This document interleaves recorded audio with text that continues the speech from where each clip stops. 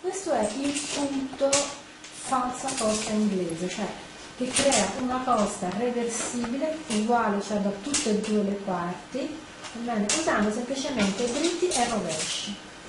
Si lavora su un multiplo di 4 maglie.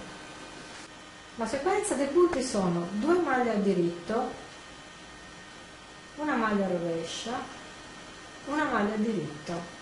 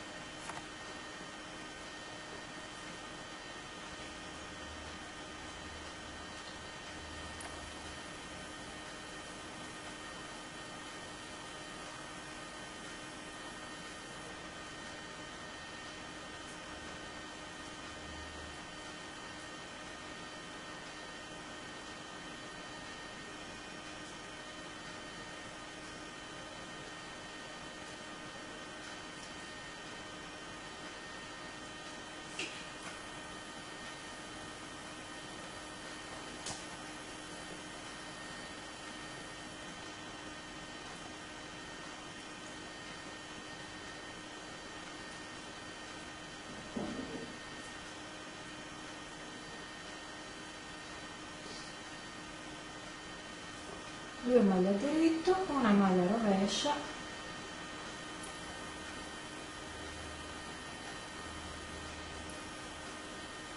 termino con una maglia a diritto, in questo caso poi metto anche 2 maglie di pipagna perché così il lavoro diventa più bellino. Giro il lavoro e capisco di essere sul rovescio del lavoro perché so dov'è l'avviatura. Le mie 2 maglie di pipagna e poi faccio 3 maglie a diritto, una maglia a rovescio.